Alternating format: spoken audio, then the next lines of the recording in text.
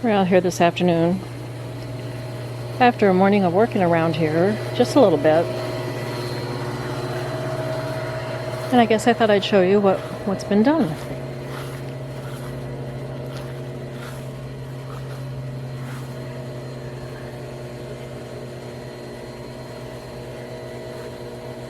I showed this to you the other day. This is what my husband figured that he would pacify me with. Instead of having a raised bed garden, he got me this garden bed. It's not real big, but I've got... What are you trying to talk about there, huh? Just a minute. Just a minute. Anyway, I have a row of onions, a row of carrots, and a row of radishes.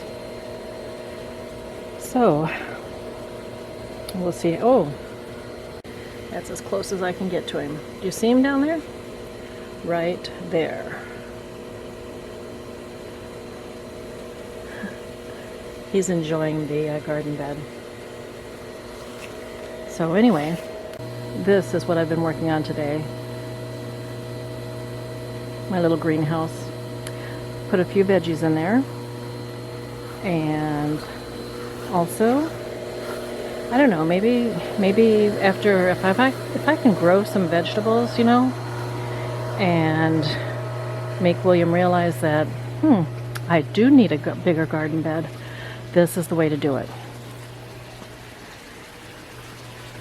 But remember my poolside garden from last spring? I've got it again. In here,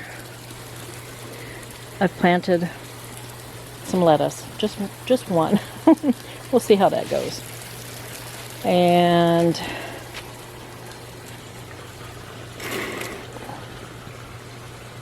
in this one, a cucumber vine. And that one, don't know what. Oh, tomato plant by seeds, big beef, and then Brussels sprouts in this one. Okay, so I do have my little container garden, not as big or little, I guess. You know, the littler containers. I don't have the little ones this year. I've got this for this year, trying that out. And then this is a big beefsteak, or actually it's called red beefsteak. I bought that when it was about a foot tall. He's planted in one of the big pots here I've got on the back deck. And the other one is over here. That is by seed, and that's a beefsteak. So at least it's not going to bake out here in the afternoon at this time of year like it did last year. So maybe, just maybe, I will see some tomatoes from one of these 3 plants. And we'll see what else I grow. But for this time of year, these are supposed to be proper crops. We'll see.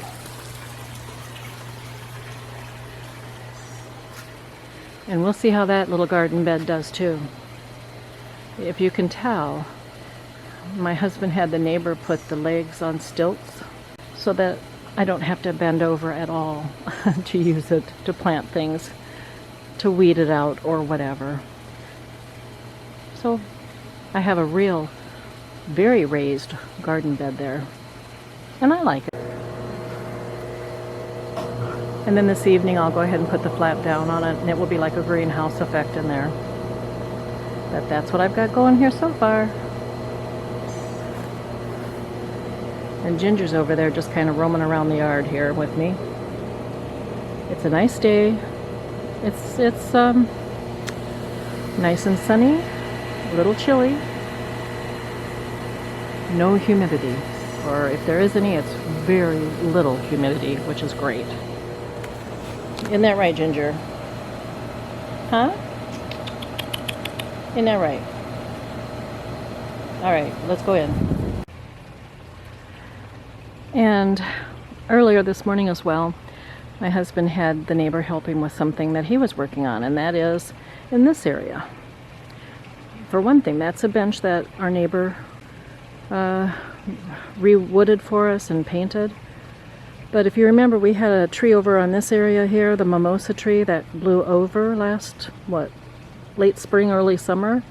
Grass is all green up there. You can't even tell where the tree was planted. But everything that was under that tree or hanging from that tree had to come over here. The bird feeder, okay. I haven't really seen any birds on that yet, but we'll see. And the bird bath.